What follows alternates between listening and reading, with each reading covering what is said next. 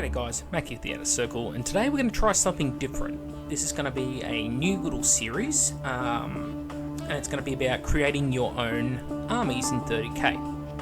What I want to do is try and build a 2,000 point army for £1,000, give or take, for Warhammer 30k. Now, this doesn't include the rules or anything like that, because, to be fair, a lot of the rules, the books transfer to multiple legions, so it wouldn't be fair to lump the cost of the books in with any one legion. So just take it as a given that you'll have them or get the rules somehow. Now, these are not perfect tournament winning lists, nothing like that. Instead, these lists are designed to be like a fluffy sort of force, something that reflects the nature of that army, with room to expand in future and head down different paths, different rites of war, that kind of thing. With that in mind, nothing here is set in stone. Feel free to chop and change however you like. Now, obviously, the first legion is the point that we're going to start at, and we're going to go through this pretty much in order of each legion, one by one. Now, what's great about the Dark Angels is everything they do equally well or equally poorly, depending how you look at it. So, the Iron Wing Rite of War, which is a Rite of War for running armoured vehicles, is not a very good Rite of War. However, their Raven Wing Rite of War is spectacular. So that's something to keep in mind down the track. Anyway, starting out, as you can see, they're quite different to their 40k counterparts in that they're not fully hooded up or robed up yet. It does exist to some extent in 30k. And also the other thing to note is they're black armoured instead of green armoured in 30k. What it does mean though is that because they're not so crazy over the top and customised yet, it means you can go with some pretty generic sort of armour types and that kind of thing. So, to get us started out, we're going to go to the main crux of the army, and that's the troops. Now, this is a Forgewell Bundle, but essentially it's just the Betrayal at Kelth box, and it comes with a whole bunch of Dark Angels upgrades. It comes with torsos, shoulder pads and helmets for all of the models in it. This is entirely at your discretion. If you like, you can go and just buy the Betrayal at Kelth on its own and none of the upgrades. All it really means in the end is that you'll have to probably hand paint on the symbols, on their shoulders, that kind of thing. Feel free to just buy the shoulder pads separately, or one set of heads or one set of torsos, just to get out your different sergeants. Doing so will save you £100, it'll get you well below the £1,000 mark. So, this will give you 30 Space Marines on foot, a spare Contemptor Dreadnought. I say spare because I don't like this model, so I didn't really plan on using it. It will also give you 2 HQ options if you want to use them, and it will also give you a 5-man Cataphractii Terminator squad, which is pretty handy. I have included the Citadel, and this is in Australian dollars, so don't worry at the massive cost. A Games Workshop brand Interrogator Chaplain. The reason I picked this is because it's really easy to change him up, whether you want to keep the Power Fist, swap it to a bolt gun, that kind of thing, because this is one of those models that you can easily slice off above the elbow and replace the arm, and slice at the wrist and replace the arm. This is great if you have a whole bunch of parts lying around, or use some of the parts that we'll talk about later that you also have that you can put on in their place. Or you could keep it as like a power mace, that kind of thing. However, I would suggest mixing it up a little bit. The reason why I picked him is because when you build characters in your army, you want your character to really stand out, and I find that the Betrayal at Kelth characters do not do that for me personally. They're nice, but they don't really, they don't exude the same soul that the crux of the army does. And that's why I picked this guy. I think with a nice big greatsword in his right hand and maybe a plasma pistol in the left hand, he would really look fantastic on the tabletop. You could run him as a chaplain, or you could even just run him as a praetor or a centurion, anything like that.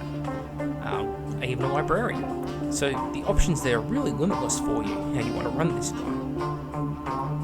I've also included a Games Workshop Raven Wing Command Squad. Now, there's a few reasons why I've done this. Not for the bikes. Instead, it's all the upgrades you get on the bikes. The upgrades for the characters, which means that you can build, say, apothecaries out of them by using those parts on other models. You can use the helmets if you so desire, but you've also got the weapons, the plasmas, all of that kind of stuff that may come in handy down the line. So these are all good options for you. One of the other big things I want to point out is when you do get to the Outriders down the line, which is coming soon, the Outrider front fairing here, you can replace with the twin plasma here and the wing if you so desired, but you don't have to. Another good thing that this gives you is the banner, and feel free to use the banner, because if you want to make a command squad, which would be my suggestion, this would be the way to do it. On top of that is the Raven Wing accessory pack. And this gives you parts that you can also use on your vehicles, which we'll come to later. It will give you Dark Angel symbols, however you probably want to cut the rock off the bottom of the launcher. It gives you spare missile launchers for a Cyclone missile, which you may find handy down the line. It gives you the Hussar wings off the back of the Raven Wing bikes, which I would suggest adding to the Outriders as well, just to show the origins of them. And you of course have the weapons and other accessories that come with it, which again may be handy. You don't have to buy it by any means, but I think it's a good option because it gives you parts with which you can actually customize your bikes and actually really make them seem more like Dark Angels. Because at the moment there's no decals. Next thing up here is a full squadron of 3 Rhinos with Dark Angels doors. Now again, you don't need the Rhinos, but I think this army, the key is speed, which is why I've gone for fast tanks and a lot of bikes. And when I say a lot of bikes, it's really only a dozen bikes in it, and 6 of those bikes are just providing parts for the other 6. You will have spare parts left over here, but if you don't want it, just sell it on eBay, get a bit of your money back. Free advice.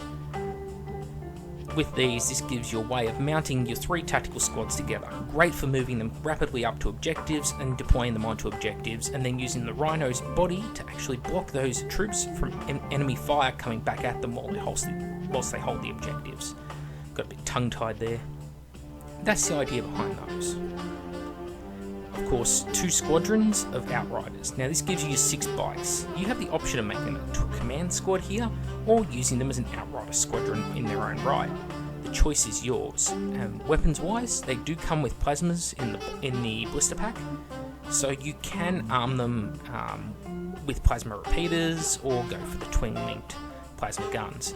Doesn't really matter, they pretty much perform identically to one another, but it's an option. Now, the Javelin attack speeder, I've chosen one with missiles, but missiles, las cannons, it doesn't really matter. The important thing is that it's something that works well with the whole Raven Wing speed and aggression. So that's why it's in the army list, and plus it's a pretty good looking model. Here I have the Derrideo. Now you have the option of weapons whether you go for the autocannons or the plasma carronade. I think the plasma carronade is probably the better choice, just because of the fact that it gives you some good AP2 for killing things like Terminators, and also it's Dark Angels. Plasma just goes with them, right? The anti-air battery, another good weapon option, and it's also AP3, so it's pretty good against infantry. And as it's a Dreadnought variant, you can upgrade the hull twin-linked heavy bolter to a nucleic acid firing twin-linked heavy bolter, which means you'll roll your AP each turn that you fire it, and on the D6, that's what your AP is. 50% of the time, Marines aren't getting a save against you. 30% of the time, Terminators aren't getting a save against you. This will be a godsend combined with the plasma carronade if you fight Custodes.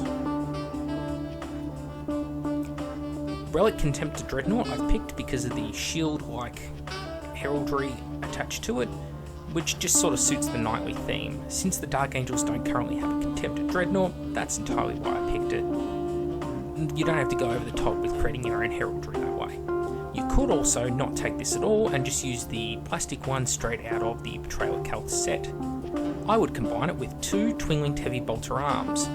The reason for this is the fact that you actually have nucleic acid ammunition available to you again. So 2 arms of this is giving you 6 twin link shots at ballistic skill 5 each turn with that variable AP or AV value, which again, phenomenal.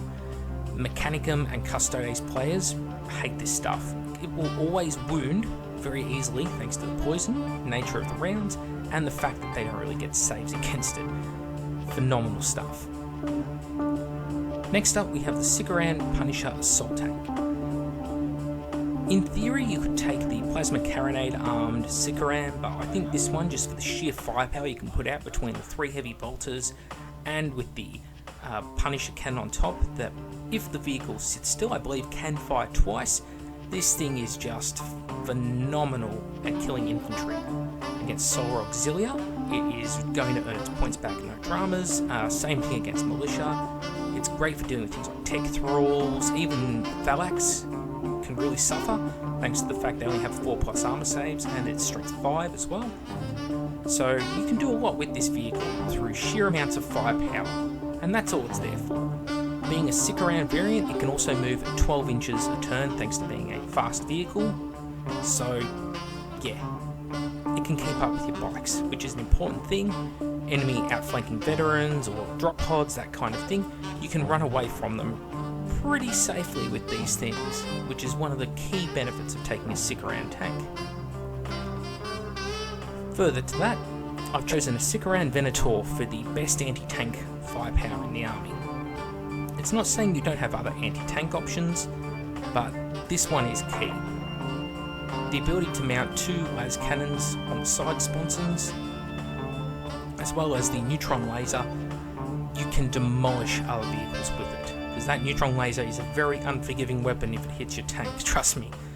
The ability to move 12 inches a turn and fire that main gun into the side of enemy armour, or move around to points on they may not have cover saves, cannot be underestimated. And even at a pinch, shooting infantry with it, pretty capable. I do believe it's strength 10 off the top of my head, so it will give strength or toughness 5 units something to worry about. Now the Jetbike Squadron. I would say 2 things. First, magnetise the guns into place so you can swap them out. But second, I would use the heavy support option for the squad, where all 3 Jetbikes have multi-melters. This gives you a very fast and hard-hitting option that has multi-melter capability. Now do remember, a lot of people will not buy Armoured Ceramite for their vehicles. Pretty much Land Raiders and Spartans, anything that's Armour 14 will have it. Anything that's not Armour 14 generally will not have Armoured Ceramite because it's so expensive in points, no one takes it. I think it's on average 20 points per model. So yeah. The ability to move about 24 inches in a turn, thanks to being Jetbikes, means that you will get into position very rapidly in which you can use your abilities of mass multi-melterage. Lastly, we have the Land Raider Armoured Proteus, and this is a dedicated transport essentially for your Terminators. I would suggest using it. Will you use it in every list? No, because I've given you the option of 4 different heavy support options here. However, it depends what you want to take on the day. Whether you use this as a heavy support, whether it becomes a dedicated transport, whether you use the Jetbikes as heavy support or use them as a fast attack, it's all up to you at the end of the day as the person making the army. So there you have it. You have an army with 4 scoring units between the 3 squads of infantry and the 5-man Terminator squad. You also have 3 HQs pretty comfortably, 4 if you make one out of bike parts, and you will have the parts to do it, which means you have a variety of HQs. You also have vehicles to transport all of your foot infantry. All of them will be able to fit into vehicles. This means you can get around the battlefield very quickly at needs. You can also change things up to suit the objectives, as I just stated, changing around Jetbikes, that kind of thing. You do have reasonable anti-armor. It could be better, could be a lot worse.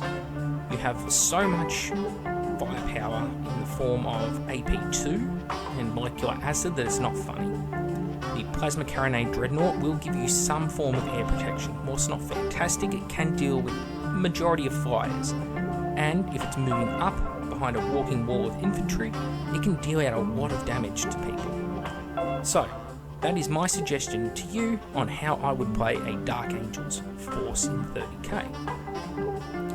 I could go through and make up a custom list, and keep in mind this is a 2,000 point list comfortably.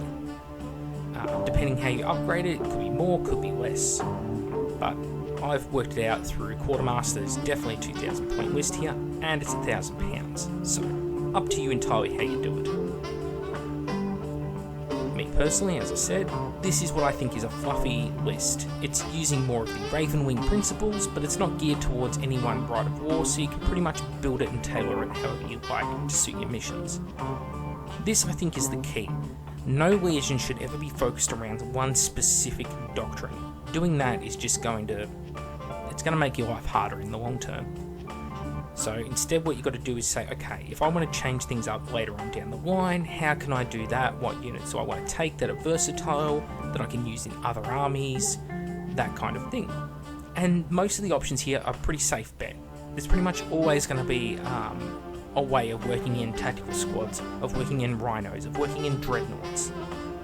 It's only if you go really outside the box with things like a Sky Hunter Rite of War, something like that, an Orbital Wings Rite of War, then you're going to have to go things like drop pods and that kind of thing. But really, that's down the track. That's once you've been playing this game for a while. This here, this army that I'm showing you, is the sort of thing where you can pick it up. You don't just buy it all at once. You would aim to buy this over a year or two. Just slowly building up the parts for it and building it as you go. Try and get one squad or one tank done each month, that kind of thing. And by the end of a year, you'll have a lovely 2,000 point army and you can jump straight into the Heresy balls deep. Anyway, if people found this episode good or bad, please let me know in the comments below. Thoughts and feedback as always, and I'll see you all next time.